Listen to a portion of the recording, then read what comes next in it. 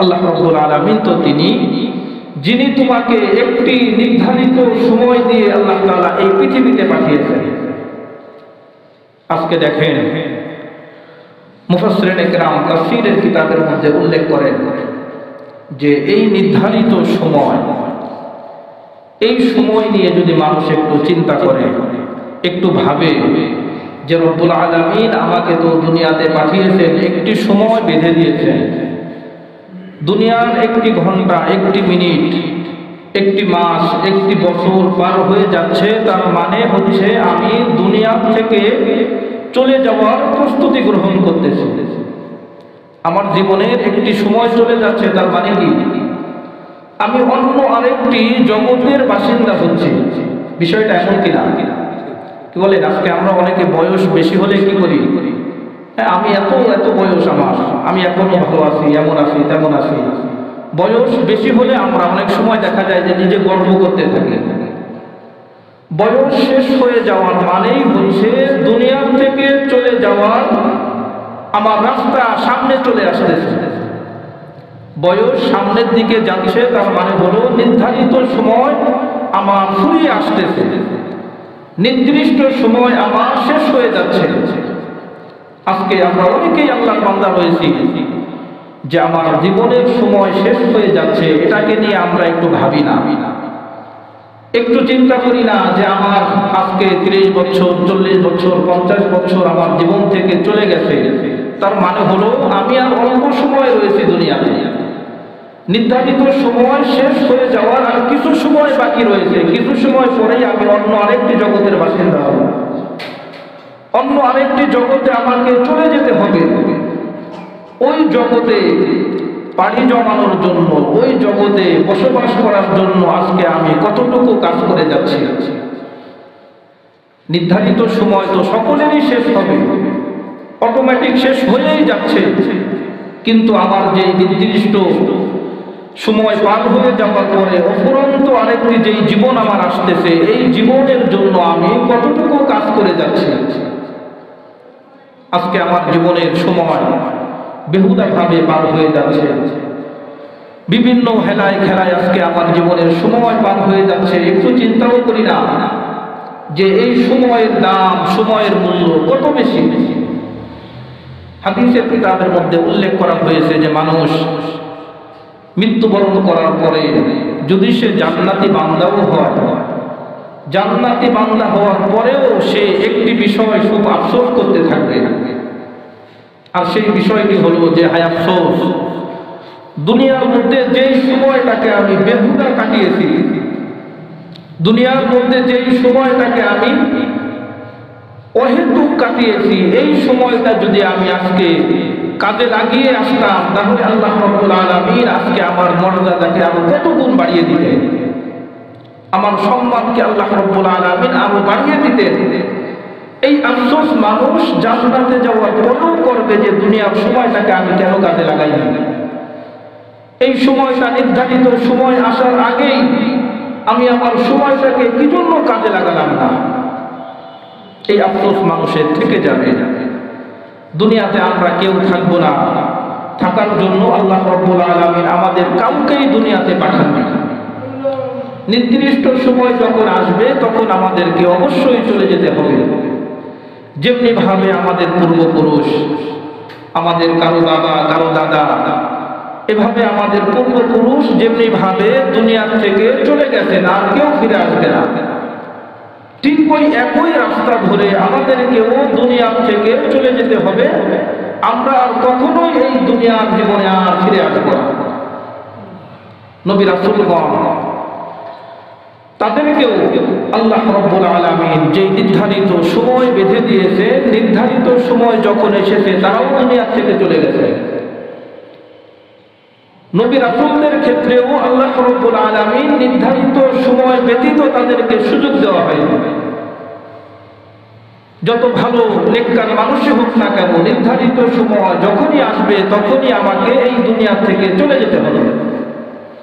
দেখেন না, আদম আলাইহিস সালাতু ওয়াস সালামকে আল্লাহ রাব্বুল আলামিন দীর্ঘ 1000 বছর আল্লাহ তাআলা তাকে হায়াত দিয়েছিলেন। এই 1000 বছর থেকে 60 বছর হযরত দাউদ আলাইহিস সালাতু ওয়াস সালামকে দান করেছিলেন। আপনাদের ইতিহাস মনে আছে কিনা? হযরত আদম আলাইহিস সালাতু ওয়াস সালাম হযরত দাউদ আলাইহিস সালাতু ওয়াস সালামকে 60 বছর তিনি তার 1000 বছর হায়াত থেকে দান করেছিলেন। তার মানে আদম আলাইহিস সালাতু ওয়াস সালামের হায়াত দাঁড়ালো কত বছর? 940 বছর।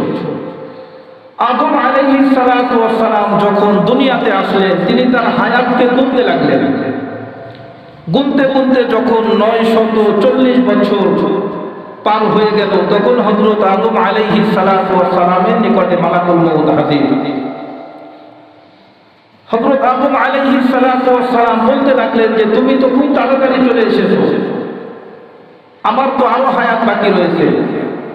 মালাকুল মউত বললেন যে আল্লাহ পয়গম্বর একটু মনে করে দেখেন, আপনি তো রূহের জগতে জান্নাতের মধ্যে রূহের জগতের মানুষ হযরত দাউদ আলাইহিস সালাতু ওয়াস সালামকে দেখে আপনি তাকে 60 বছর দান করে দিয়েছিলেন। সুতরাং আপনার জন্য 940 বছর হায়াত আল্লাহ রাব্বুল আলামিন নির্দিষ্ট করেছেন, নির্ধারণ করেছেন। সুতরাং আপনার হায়াত শেষ হয়ে গিয়েছে, আপনার জন্য আর দুনিয়াতে থাকার কোনো সুযোগ নেই। নির্ধারিত সময় যখন আসলো তখন হযরত আদম আলাইহিস সালাতু ওয়াস সালাম দুনিয়া থেকে চিরবিদায় গ্রহণ করলেন। হযরত মূসা আলাইহিস সালাতু ওয়াস সালাম আল্লাহর পয়গম্বর মূসা আলাইহিস সালাতু ওয়াস সালামেরও যখন নির্ধারিত সময় আসলেন তখন মালাকুল মউত হযরত মূসা আলাইহিস সালাতু ওয়াস সালামের নিকটে হাজির হলেন। হাদিসের কিতাবের মধ্যে আসছে যে মূসা আলাইহিস সালাতু ওয়াস সালামের নিকটে মালাকুল মউত যখন আসলো, একজন মানুষের আকৃতি নিয়ে মূসা আলাইহিস সালাতু ওয়াস সালামের নিকটে আসলেন। অনুমতি না নেওয়ার কারণে, সালাম দিয়ে প্রবেশ না করার কারণে হযরত মূসা আলাইহিস সালাতু ওয়াস সালাম রাগান্বিত হয়ে মালাকুল মউতকে তিনি সজোরে থাপ্পড় মেরেছিলেন। কিতাবের মধ্যে আসছে যে সজোরে থাপ্পড় মারার কারণে মালাকুল মউত রব্বুল আলামিনের নিকটে আবার ফিরে গিয়েছিলেন। রব্বুল আলামিনের নিকটে ফিরে যাওয়ার পরে আল্লাহ রব্বুল আলামিন মূসা আলাইহিস সালাতু ওয়াস সালামকে বলেছিলেন যে তুমি যদি চাও তাহলে আমি রব্বুল আলামিন তোমার হায়াতকে আরো বাড়িয়ে দিতে পারি, তবে নির্ধারিত সময় নির্দিষ্ট সময় যখন তোমার আসবে তখন তোমাকে অবশ্যই দুনিয়ার জীবন থেকে তোমাকে বিদায় গ্রহণ করতে হবে। হযরত মূসা আলাইহিস সালাতু ওয়াস সালাম বললেন যে আয়া রব্বুল আলামিন, আমাকে যেহেতু চলেই যেতে হবে তাহলে আমি এখনই প্রস্তুত রয়েছি। আমার সময় যেহেতু এখন আপনি নির্ধারণ করেছেন, সুতরাং আমি দুনিয়াতে আর থাকতে চাই না, আমি মৃত্যুর জন্য প্রস্তুতি গ্রহণ করলাম। এভাবে হযরত মূসা আলাইহিস সালাতু ওয়াস সালামের নির্ধারিত সময় যখন আসলো তখন মূসা আলাইহিস সালাতু ওয়াস সালাম দুনিয়া থেকে চিরবিদায় গ্রহণ করলেন। কারোর জন্য একটা মিনিট আগেও যাবে না, কারোর জন্য একটা মিনিট পিছনেও হবে না। নির্ধারিত সময় যখন আসবে তখনই তাকে দুনিয়া থেকে চিরবিদায় গ্রহণ করতে হবে। আমরা অনেকে জানি যে সাদ্দাত যিনি বেঈমান ছিলেন, নাফরমান ছিলেন, রব্বুল আলামিনের হুকুম যিনি মানতেন না, এই সাদ্দাত দুনিয়াতে বেহেশত বানিয়েছিলেন। কোন কোন বর্ণনায় আছে যে বর্ণনাটা সঠিক না, দুর্বল। এই সাদ্দাত তিনি বেহেশত বানানোর পরে সর্বশেষ যখন সে ওই বেহেশত নামক ঘরের মধ্যে যখন সে প্রবেশ করবে, প্রবেশ করার একদম পূর্ব মুহূর্তে মালাকুল মউত তার নিকটে হাজির হয়ে গেল। সাদ্দাত তাকে দেখে বলল যে তুমি কে? মালাকুল মউত বললেন যে আমি আজরাইল মালাকুল মউত।